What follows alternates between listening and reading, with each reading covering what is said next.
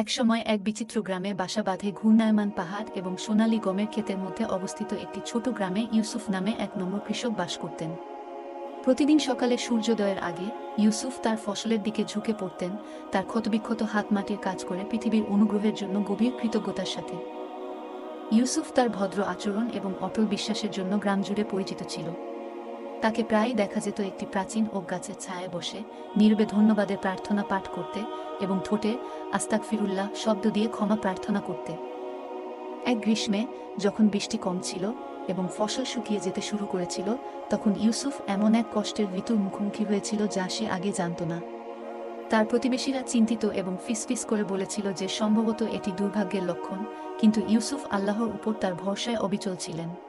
এক সন্ধ্যায় ইউসুফ যখন তার বিনয়ী বাড়িতে নতজানু হয়ে বৃষ্টির জন্য তৃষ্ণার্ত ক্ষেতের জন্য আন্তরিকভাবে প্রার্থনা করছিল, তখন একজন অপরিচিত লোক তার দরজায় ধাক্কা দিল। রাতের জন্য আশ্রয় খুঁজতে ক্লান্ত পথিক ছিল। ইউসুফ তাকে উষ্ণভাবে স্বাগত জানা, তার সামান্য ডিনার এবং চুলার পাশে একটি জায়গা ভাগ করে নিল। ভোরের নিরিবিলি সময়ে ছাদে বৃষ্টির ফোঁটার নাচের শব্দে ইউসুফের ঘুম ভেঙে যায়। সে বাইরে ছুটে গেল, বৃষ্টির সাথে চোখের জল মিশে গেল, কারণ সে দেখল তার ফসল দীর্ঘ প্রতীক্ষিত বৃষ্টিতে পুষ্ট হচ্ছে। আনন্দিত তিনি ভ্রমণকারীকে ধন্যবাদ জানাতে ফিরলেন, কিন্তু অপরিচিত লোকটিকে কোথাও খুঁজে পাওয়া গেল না। যখন গ্রামটি বৃষ্টির অলৌকিক ঘটনা উদযাপন করেছিল যা শুকনো জমিকে পুনরুজ্জীবিত করেছিল, ইউসুফ শান্তভাবে আস্তাগফিরুল্লাহ এর শক্তির প্রতিফলন করেছিলেন।